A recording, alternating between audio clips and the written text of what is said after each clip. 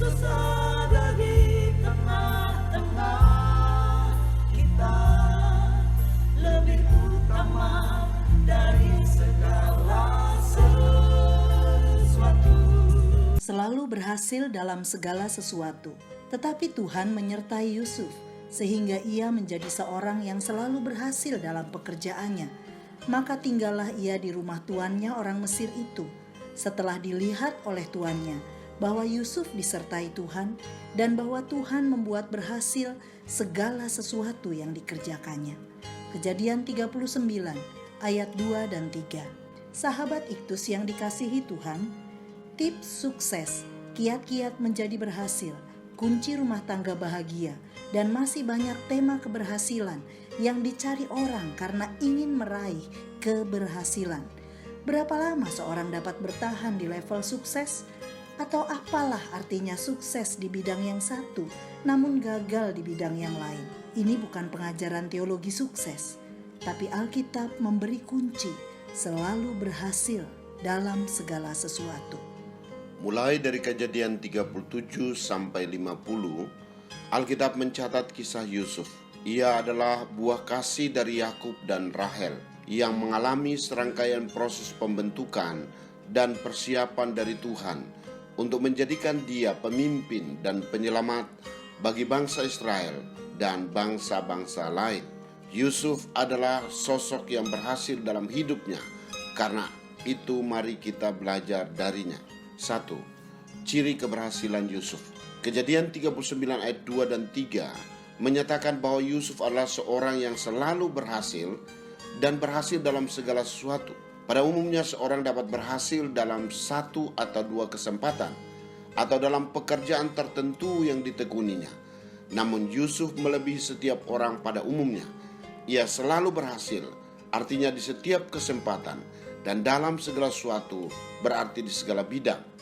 2. Kunci keberhasilan Yusuf. Apa kunci keberhasilan Yusuf? Jawabannya adalah karena Tuhan menyertai Yusuf, ayat 2. Dan Yusuf disertai Tuhan, ayat 3. Penyertaan Tuhan sempurna dalam kehidupan Yusuf. Karena pertama, ia rajin, pasal 37 ayat 2. Jadi masih muda, biasa mengembalakan kambing domba. Kata biasa menunjukkan kerajinan Yusuf sejak masa mudanya. Rajin berarti bijaksana dalam mempergunakan setiap waktu untuk melakukan segala sesuatu yang bermanfaat. Kedua, ia tidak kompromi dengan dosa, pasal 37 ayat 2b dan juga pasal 39 ayat 9b. Sejak masa mudanya, Yusuf tidak pernah kompromi dengan dosa. Ia menyampaikan kejahatan saudara-saudaranya pada ayahnya, meski ia bisa memilih untuk diam, supaya ayahnya dapat meluruskan kejahatan saudara-saudaranya. Hal ini pun dilakukan saat Yusuf berada di rumah Potifar. Ia punya kesempatan untuk berbuat dosa, namun ia justru mengambil langkah meninggalkan dosa, meski harus menanggung risiko.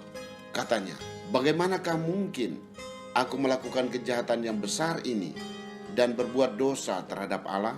3. Ia mendapatkan visi dari Tuhan. Pasal 37 ayat 5 sampai 11, pasal 40 sampai 41. Tuhan menyatakan rencananya kepada Yusuf melalui mimpi tentang hal-hal yang akan terjadi di masa yang akan datang berkaitan dengan dirinya. Yusuf mengerti rencana Allah bagi dirinya, bahwa ia akan menjadi seorang pemimpin yang besar. Hidupnya didasarkan kepada sebuah pengharapan yang pasti yang telah diterimanya melalui sebuah visi. 3. Tujuan keberhasilan Yusuf. Pasal 50 ayat 20. Yusuf tidak selalu hidup dalam keadaan yang menyenangkan. Tuhan mengizinkannya dibenci oleh saudara-saudaranya, dibuang ke sumur kering, dijual sebagai budak, bekerja di rumah Potifar, difitnah hingga harus masuk ke dalam penjara. Namun semua penderitaan yang dialaminya menjadi jalan untuk mencapai keberhasilan yang telah disiapkan Tuhan baginya. Ia dilantik sebagai orang kedua setelah Firaun, menjadi penguasa atas seluruh tanah Mesir.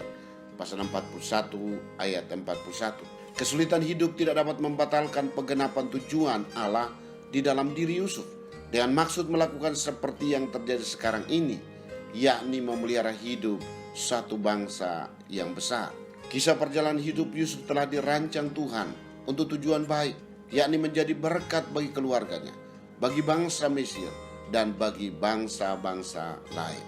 Sahabat Iktus, semua orang ingin selalu berhasil dalam segala sesuatu, dan ternyata hanya bila Tuhan menyertai, maka seorang dapat mencapainya. Penyertaan Tuhan sempurna atas hidup kita, bila mana kita rajin, berani berkata tidak terhadap dosa, dan menjadi pribadi yang menangkap visi, malas bekerja, kompromi dengan dosa karena takut menanggung resiko, dan hidup tanpa arah yang jelas, hanyalah membuat keberhasilan sejati menjauh dari hidup kita. Keberhasilan yang dirancang Tuhan untuk saya bukan hanya untuk kebahagiaan saya sendiri, melainkan supaya saya dapat efektif menjadi berkat kapanpun dan dimanapun saya berada. Terlalu rendah jika mengukur keberhasilan hanya dari sisi harta milik, jabatan atau ketenaran. Bahagia saya adalah dapat berbagi kebahagiaan kepada banyak orang dengan menyaksikan kebaikan Tuhan dan keselamatan yang telah diberikannya kepada saya. Sahabat Iktus yang dikasihi Tuhan, di sisi mana dalam hidup saya belum berhasil? Hal apa yang menghalangi saya untuk menerima keberhasilan yang telah disediakannya bagi saya? Untuk tujuan apa Tuhan memberi keberhasilan kepada saya? Ya Tuhan Yesus, Engkau bukan hanya memberi kepastian keselamatan buat saya, tetapi juga merancang keberhasilan semasa saya hidup di dunia. Buatlah mata saya melihat hidup saya dari sudut pandang-Mu. Bila mana saat ini saya mengalami banyak masa sulit, ajar saya melihat jauh ke depan tentang rancangan baik-Mu, bahwa Engkau sedang mempersiapkan saya untuk sebuah keberhasilan.